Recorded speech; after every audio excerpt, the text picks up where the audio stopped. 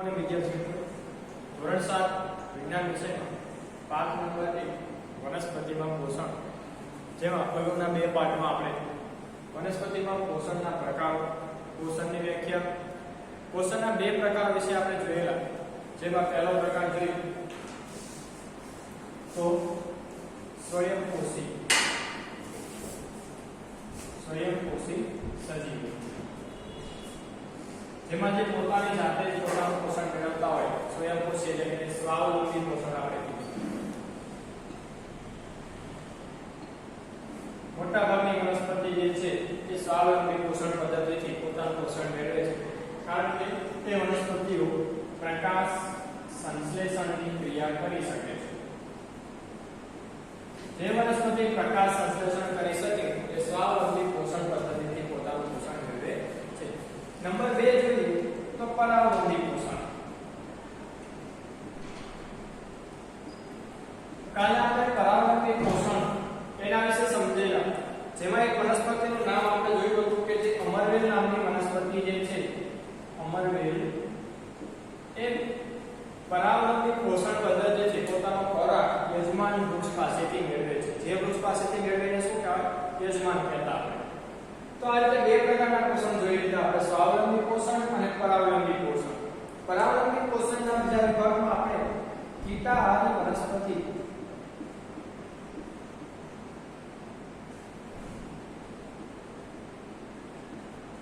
એના વિશે પણ સમજેલા કે એ પણ એક પ્રકારનું પરાવલંબી પોષણ કરે છે કીટાહારી વનસ્પતિ.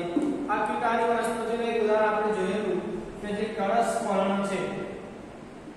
કળશ પર્ણ એ વનસ્પતિનું નામ છે. જે કીટાહારી વનસ્પતિ જે છે એનું નામ શું છે કળશ પર્ણ. એની રચના જોઈ હતી કે એના પર્ણ જે છે કળશ આકારના હોય છે. કળશ એટલે જે કુંભ જે કહીએ આપણે ઘડો એના આકારના હોય છે. તેની ઉપર એક ઢાંકણ જેવી રચના હોય છે. અંદર વાળની રચના હોય છે.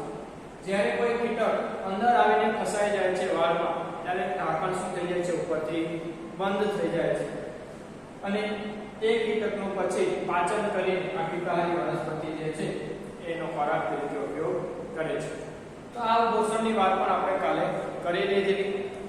આજે પોષણનો એક નવો પ્રકાર જોવાનો છે મૃતોપજીવી પોષણ.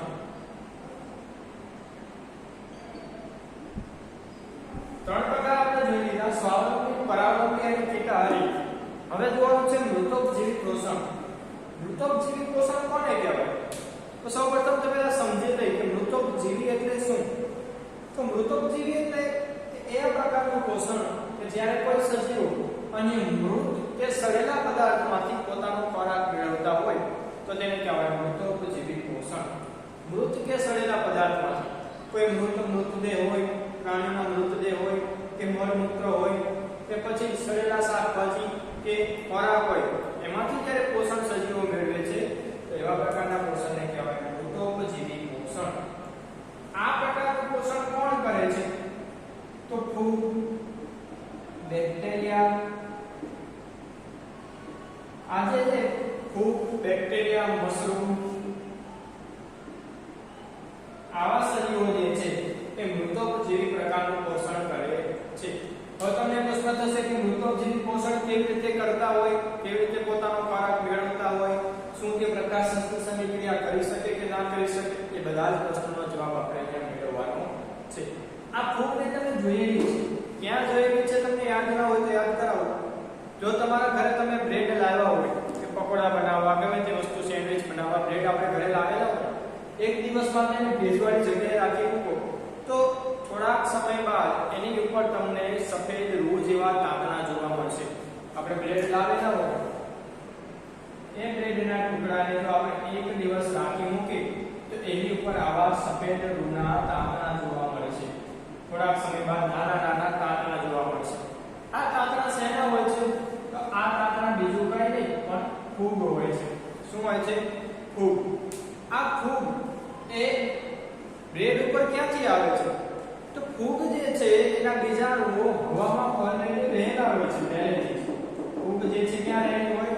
ભેજવાળી હવામાં પહેલેથી હોય જ છે. પરંતુ જ્યારે બ્રેડના સંપર્કમાં આવે છે ત્યારે બ્રેડમાંથી ખોરાક મેળવવા માટે ફૂગ ક્યાં વસવાટ કરે છે? બ્રેડ ઉપર વસવાટ કરે છે. તો તો આવી રીતે ફૂગ જે છે એ બ્રેડ સડી ગયેલા બ્રેડમાંથી પોતાનો ખોરાક મેળવે તો સડી ગયેલા પદાર્થમાંથી જ્યારે કોઈ ખોરાક મેળવતું હોય તો તેવા પ્રકારના પોષણને શું કહેવાય? મૃતોપજીવી પોષણ. મૃત અથવા સડેલા પદાર્થમાંથી ખોરાક મેળવવાની અથવા પોષણ મેળવવાની જે પદ્ધતિ છે એને કઈ પદ્ધતિ કહેવાય?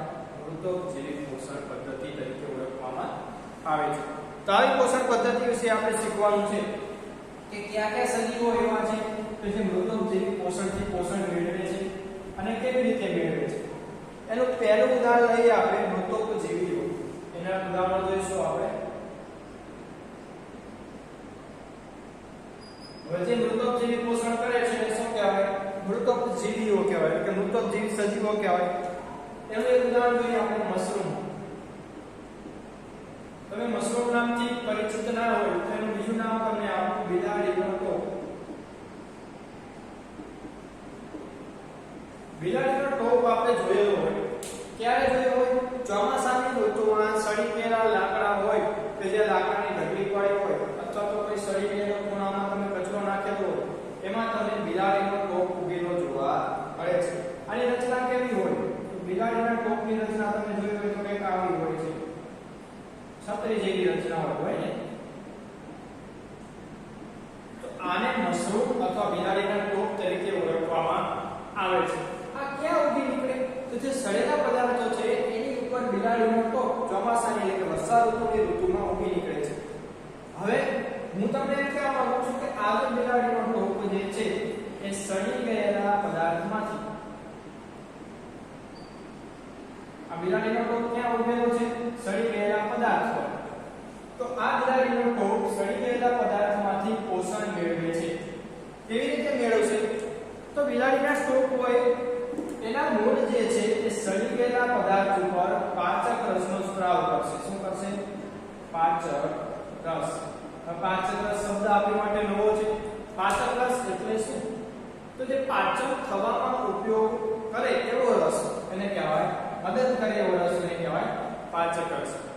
તો બિલાડીના ટોપના મૂળ એ સડી ગયેલા પદાર્થ ઉપર પાચક રસનો સ્ત્રાવ કરે છે અને પછી એ પોષક તત્વો મૂળ વાટે પોતે ગ્રહણ કરે છે. એટલે કે મૃતોપજીવી પોષણ પદ્ધતિથી પોતે ગ્રહણ કરે છે. તો બિલાડીનો ટોપ પણ મૃતોપજીવી પોષણ મેળવે છે. પ્રવૃત્તિ 1.2 જુઓ કે જેમાં તમને ફૂગનું અવલોકન કરવા માટેની પ્રવૃત્તિ આપેલી છે. આપણે અત્યારે જ વાત કરી કે બ્રેડનો ટુકડો લો, ભેજવાળી જગ્યામાં રાખી મૂકો અને પછી એનું જો સૂક્ષ્મદર્શક કેન્દ્ર વડે અવલોકન કરી તેમાં તમને સફેદ રંગના ધબ્બા જોવા મળશે અથવા તો તાંતણા જોવા મળશે. આ તાંતણા અને ધબ્બા શેના હોય છે? એ ફૂગ હોય છે તેના હોય છે. તો આ પ્રકારે મૃત અને સડી ગયેલા પદાર્થમાંથી પોષણ મેળવાય તે મૃતોપજીવી પોષણ કહેવાય છે. વ્યાખ્યા લખી આપણે. મૃત અને સડી ગયેલા પદાર્થમાંથી મેળવાતા પોષણને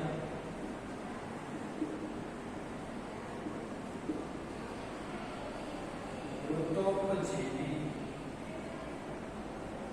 પોષણ કહે છે. સમજાય કે તમને મૃતોપજીવી પોષણ કોને કહેવાય? કે મૃત અને સડી ગયેલા પદાર્થમાંથી જે પોષણ મેળવવામાં આવે એને મૃતોપજીવી પોષણ તરીકે ઓળખવામાં આવે છે. હવે આ જે ફૂગ છે, મશરૂમ જે છે, આ મશરૂમનો ખાવા તરીકે પણ ઉપયોગ કરવામાં આવે છે. એટલે કેટલીક ફૂગ જે છે એ ઉપયોગી છે અને કેટલીક ફૂગ હાનિકારક છે. તમે જોયું હોય કે તમારા બ્રેડ, ખાવાના અથાણા બધું બગડી જાય છે. શા માટે બગડે છે? ફૂગના કારણે. તો અહીંયા હાનિકારક થઈ ગયું.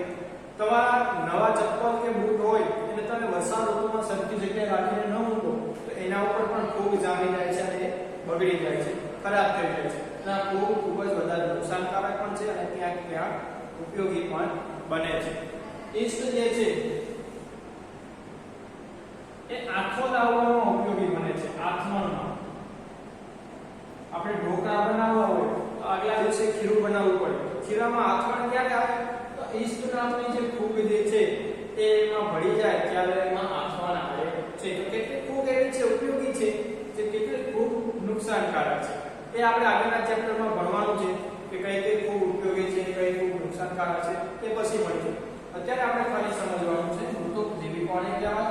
મૃતકજીવી પોષણ કોને કહેવાય? એના ઉદાહરણ ક્યાં ક્યાં સમજાઈ ગયું? તો આ જે પ્રકારનું પોષણ છે એ મૃતકજીવી પોષણ કહેવામાં આવે છે.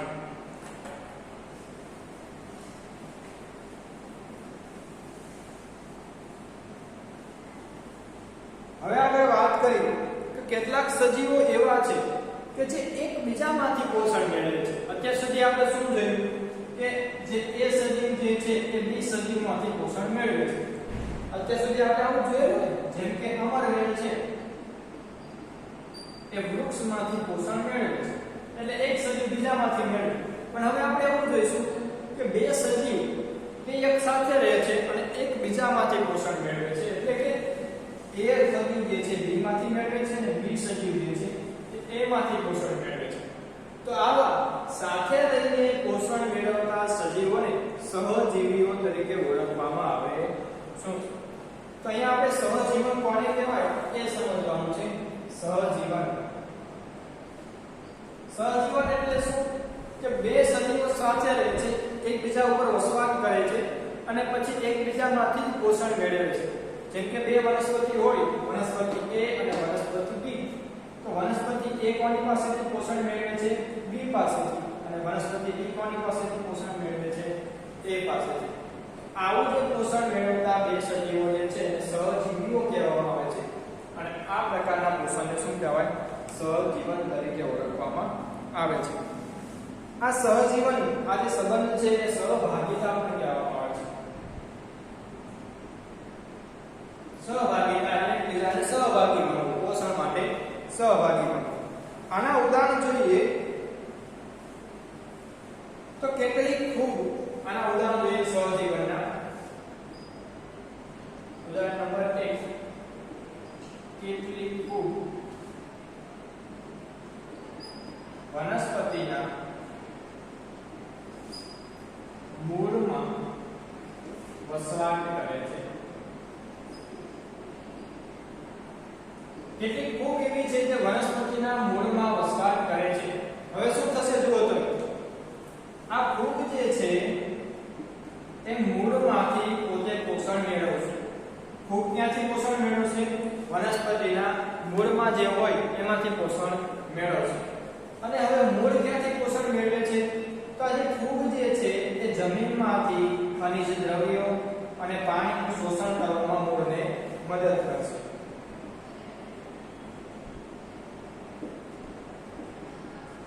ફૂગ શું કરશે કે જમીનમાંથી પાણી અને ખનિજ દ્રવ્યો જે છે એ શોષીને કોને આપશે? મૂળને. અને મૂળમાંથી પોતે ખોરાક મેળવશે. તો અહીંયા બંને એકબીજાના ખોરાક માટે શું થઈ ગયા? સહભાગી બની ગયા. તો આ પ્રકારનું જે પોષણ જે છે એને શું કહેવામાં આવે છે? સહજીવન અથવા સહભાગિતા તરીકે ઓળખવામાં આવે છે. કારણ કે બંને એકબીજાના પોષણ માટે શું બને છે? સહભાગી બને છે. આનું એક ઉદાહરણ આપણે જોયું. બીજું ઉદાહરણ જોઈએ આપણે. લાઇકેન નામની જે લીલ જે છે એ ફૂગ સાથે જોવા મળે છે. ઉદાહરણ નંબર 2,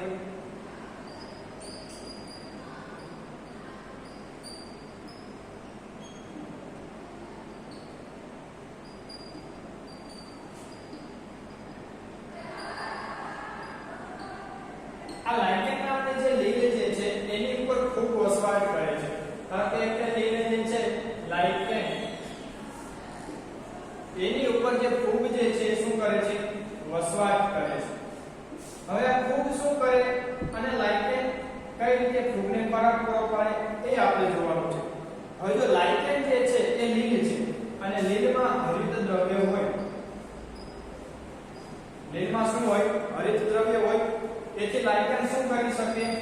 પ્રકાશ સંશ્લેષણ કરી શકશે.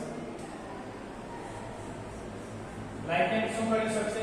પ્રકાશ સંશ્લેષણની ક્રિયા કરી શકે છે. પરંતુ જે ફૂગ જે છે એ ફૂગ પ્રકાશ સંશ્લેષણ કરી શકે નહીં. તો ફૂગ પોતે એ લાઇકેનમાંથી શું મેળવશે? પોતાનું પોષણ મેળવશે. લાઇકેનમાંથી પોષણ મેળવશે ફૂગ. અને આ ફૂગ જે છે એ વાતાવરણમાંથી કાર્બન ડાયોક્સાઇડ અને ખનિજ દ્રવ્યો એ પોતે લાઇકેનને પૂરા પાડે છે. તો એ ફૂગ લાઇકેન પાસેથી પોષણ મેળવે છે. લાઇકેન લીલ છે પોતે પ્રકાશ સંશ્લેષણ કરી શકે, પણ પ્રકાશ સંશ્લેષણ માટે શું હોય? કાર્બન ડાયોક્સાઇડ અને ખનિજ દ્રવ્યો. તો ફૂગ જે છે કાર્બન ડાયોક્સાઇડ અને ખનિજ દ્રવ્યો લાઇકેનને આપે છે. તો આવી રીતે ફૂગ અને લાઇકેન એકબીજાને સહભાગી બને છે. તો અહીંયા પણ તેમનામાં સહજીવન જોવા મળે છે. તો આવી રીતે પોષણ સહજીવનથી પણ થઈ શકે છે. એકબીજાને ઉપયોગી બની એકબીજામાંથી પોષણ મેળવીને સહજીવન થાય છે. તો વિદ્યાર્થી મિત્રો અત્યાર સુધી જેટલા પણ આપણે પોષણના પ્રકાર જોયા એકવાર જોઈ લઈએ પછી આપણે આગળ વધીએ. તો પહેલું હતું સ્વાવલંબી, બીજું હતું પરાવલંબી, પછી મૃતોપજીવી, પછી જે પિતાહારી વનસ્પતિ જોઈ આપણે, અને પછી સહજીવન.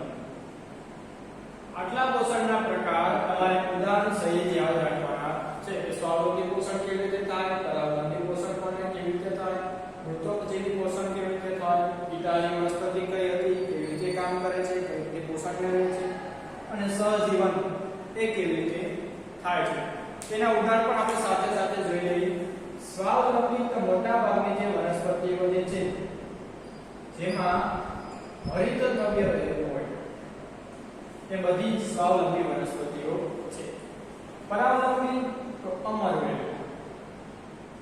અમરવેલ જે છે એ પરાવલંબી વનસ્પતિ છે. મૃતોપજીવીની વાત કરીએ તો મૃતોપજીવી એક ફૂગ, મશરૂમ એ મૃત અને સડી ગયેલા પદાર્થ પરથી પોતાનું પોષણ મેળવે છે. તો એ મૃતોપજીવી આપણે પિતાહારી વનસ્પતિમાં કળશ, પર્ણ. અને સહજીવનમાં આપણે જોઈએ બે પ્રકારના ઉદાહરણ જોયેલા. ફૂગ, વનસ્પતિના મૂળ. તો વનસ્પતિ પ્લસ ફૂગ આ એક ઉદાહરણ થઈ ગયું. બીજું ઉદાહરણ જોવું હોય તો લાઇકેન વત્તા ફૂગ. તો બે પ્રકારના ઉદાહરણ આપણે સહજીવનમાં જોયા. તો આવી રીતે અલગ અલગ પ્રકારની જે વનસ્પતિઓ જે છે તે પોતાનું પોષણ અલગ અલગ રીતે મેળવતી હોય છે અને આવી રીતે વનસ્પતિ પોષણ મેળવીને વૃદ્ધિ અને વિકાસ કરે છે. હવે વાત કરી કે વનસ્પતિ જમીનમાંથી પોષક તત્વો મેળવે છે. આપણે વાત કરી કે વનસ્પતિના મૂળ જમીનમાંથી શું મેળવે છે? પોષક તત્વો. તો શું લાંબા ગાળે જમીનમાં પોષક તત્વો ખૂટી ના રહે? કારણ કે જમીનમાં તો લિમિટેડ હોય ને પોષક તત્વો. વનસ્પતિ બધી વનસ્પતિ પોષક તત્વો મેળવે રાખે તો જમીનમાં પોષક તત્વો ખૂટી રહે. તો એવું કેમ નથી બનતું? પોષક તત્વો તો જળવાઈ રહે છે, ખૂટતા કેમ નથી? તેની પાછળના કેટલાક કારણો જે છે એ આપણે સમજવાના છે કે જમીનમાં પોષક તત્વો ફરી કેવી રીતે આવે છે. આપણા પાઠનો છેલ્લો ટોપિક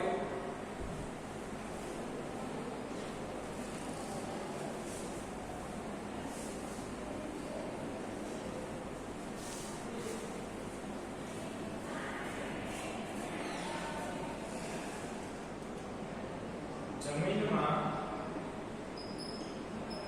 પોષક તત્વો ફરી કેવી રીતે આવે છે. હવે જમીન જે છે તેમાં અલગ અલગ પ્રકારના પોષક તત્વો રહેલા છે. ક્યાં ક્યાં પોષક તત્વો એની આપણે વાત કરી તો પહેલા એક આપણે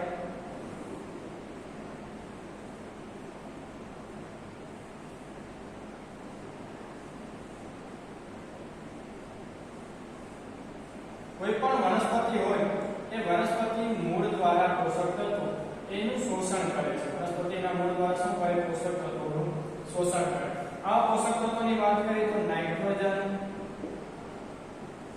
ફોસ્ફરસ અને પોટેશિયમ. આ પ્રકારના પોષક તત્વો જમીનમાં રહેલા છે જે વનસ્પતિને ઉપયોગી બને છે. હવે જો વનસ્પતિ આ પોષક તત્વોને શોષણ કરે જ રાખે તો જમીનમાંથી આ ખૂટી રહે. જો જમીનમાંથી ન ખૂટવા દેવાય તો શું કરવા દેવામાં આવે છે? તો તમે જોયું હોય કે ખેડૂતો જે છે એ જમીનમાં ખાતર ઉમેરે છે. શું ઉમેરે છે? ખાતર. ખાતર બે પ્રકારના હોય, એક તો કૃત્રિમ હોય અને બીજું કુદરતી. તો કૃત્રિમ અને કુદરતી ખાતર ઉમેરીને એ જમીનમાં ખેડૂતો પોષક તત્વો ઉમેરે છે. ક્યાં ક્યાં પોષક તત્વો? નાઇટ્રોજન, ફોસ્ફરસ અને પોટેશિયમ. એટલે જો ખૂટી રહે તો પછી ખાતર ઉમેરીને એની પૂર્તિ કરવામાં આવે છે. આ એક રીત થઈ પોષક તત્વો મેળવવાની.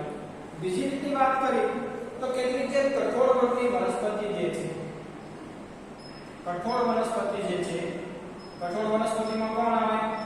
વાલ, વટાણા, ચણા, આવી જે વનસ્પતિ જે છે એના મૂળમાં કેટલાક બેક્ટેરિયા રહેલા છે. આનું જે મૂળ હોય એમાં બેક્ટેરિયા જે છે એનું નામ છે રાઇઝોબિયમ બેક્ટેરિયા. આ રાઇઝોબિયમ બેક્ટેરિયા જે છે તે પોતે વાતાવરણમાંથી નાઇટ્રોજન લઈને તેને દ્રાવ્ય સ્વરૂપમાં ફેરવે છે અને પછી મૂળ એ નાઇટ્રોજનનું શું કરે છે? શોષણ કરે છે. રાઇઝોબિયમ બેક્ટેરિયા શું કરે કે વાતાવરણમાંથી નાઇટ્રોજન લે અને એને દ્રાવ્ય કરી નાખે, ઓગાળી નાખે અને પછી એને મૂળ દ્વારા ગ્રહણ કરે છે વનસ્પતિ. કારણ કે વાતાવરણમાં ભલે 78% નાઇટ્રોજન હોય, વાતાવરણમાં નાઇટ્રોજન કેટલો છે? 78%, ખૂબ જ મોટા પ્રમાણમાં. આપણે આગળ પણ જોયું, પરંતુ વનસ્પતિ ડાયરેક્ટ એ નાઇટ્રોજન લઈ શકે નહીં. તો આ બેક્ટેરિયા જે છે એ વાતાવરણના નાઇટ્રોજનને પોતે ગ્રહણ કરે છે અને ઓગાળીને પછી વનસ્પતિને આપે છે. તેથી જમીનમાં નાઇટ્રોજનનું પ્રમાણ જળવાઈ રહે છે. એટલા માટે પાકની ફેરબદલી કરવી જરૂરી છે. પાકની ફેરબદલી એટલે કે જો તમે આ વર્ષે ઘઉં વાવ્યા હોય અથવા કપાસ વાવેલો હોય, ખેતીની વાત કરી છે આપણે, ખેતરમાં ઘઉં અને કપાસ વાવેલો હોય તો પછી બીજા વર્ષે તમારે ત્યાં કઠોળ વાવવું જોઈએ. કેમ કઠોળ વાવવું જોઈએ? કારણ કે કઠોળ જે છે એ જમીનમાં નાઇટ્રોજન ઉમેરે છે. આ નાઇટ્રોજન એ વનસ્પતિના વિકાસ માટે ખૂબ જ જરૂરી છે. એટલે જમીનમાં નાઇટ્રોજનની પૂર્તિ માટે તમારે કઠોળ વાવતું રહેવું જોઈએ અને એમાં ખાતરો ઉમેરતા રહેવા જોઈએ જે નાઇટ્રોજન, ફોસ્ફરસ અને પોટેશિયમ ધરાવે છે. તો આવી રીતે જમીનમાં પોષક તત્વો કઈ આવે છે, ફરીથી એની પૂર્તિ કેવી રીતે થાય છે? એ તો ખાતર ઉમેરીને અને બીજી કઠોળ વર્ગની વનસ્પતિ જે છે નાઇટ્રોજનની પૂર્તિ કરે છે. એક નામ યાદ રાખજો, બેક્ટેરિયા જે છે રાઇઝોબિયમ બેક્ટેરિયા. એક માર્કમાં પૂછાઈ શકે કે કયા બેક્ટેરિયા નાઇટ્રોજનની પૂર્તિ કરે છે? તો રાઇઝોબિયમ બેક્ટેરિયા.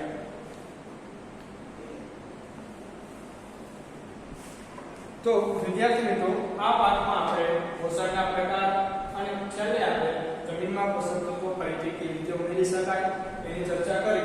અહીંયા આપણો પાઠ પૂર્ણ થાય છે. આમાં કંઈ ના સમજાણું હોય તો તમે મેસેજ કરીને અથવા તો એક આપણે સ્પેશિયલ લેક્ચર આના પછીનો ગોઠવીશું ડિફિકલ્ટી માટેનો, જેને ના સમજાવે એ પૂછી શકે છે. એની માટે આપણે લેક્ચર રાખીશું જેમાં તમારું માઇક તમે અનમ્યુટ કરીને પૂછી શકો. બરોબર? તો અહીંયા આપણો પાઠ પૂરો થાય છે. કેટલાક આપણે પ્રશ્નો જે છે સ્વાધ્યાયમાં એ જોઈ લો, જેમાં ખાલી જગ્યા જે આપેલી છે. લીલી વનસ્પતિ ખાલી જગ્યા કહેવાય છે કારણ કે તેઓ પોતાનો ખોરાક જાતે બનાવે છે. તો લીલી વનસ્પતિ શું કહેવાય? સ્વયંપોષી કહેવાય છે. પોતાનો ખોરાક જાતે બનાવે એટલા માટે શું કહેવાય છે? સ્વયંપોષી. બીજી ખાલી જગ્યા જુઓ, વનસ્પતિ દ્વારા બનાવેલ ખોરાક ખાલી જગ્યા સ્વરૂપે સંગ્રહ પામે છે. તો ત્યાં આવશે કાર્બોદિત. વનસ્પતિ દ્વારા બનાવેલ ખોરાક કાર્બોદિત સ્વરૂપે સંગ્રહ પામે છે. ત્રીજી જુઓ, પ્રકાશ સંશ્લેષણમાં સૂર્ય ઊર્જા ખાલી જગ્યા નામના રંજક દ્રવ્યો દ્વારા શોષણ પામે છે. આપણે જોયું સૂર્ય ઊર્જા ક્યાંથી શોષણ પામે? હરિત દ્રવ્ય.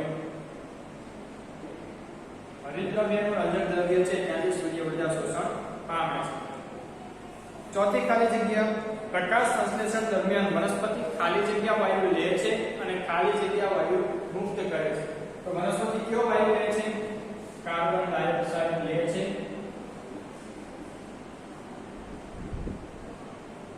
અને કયો વાયુ મુક્ત કરે છે?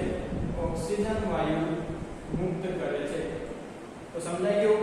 કાર્બન ડાયોક્સાઇડ લે અને ઓક્સિજન વાયુ મુક્ત કરે છે. ખાલી જગ્યા અહીંયા પૂરી થાય છે.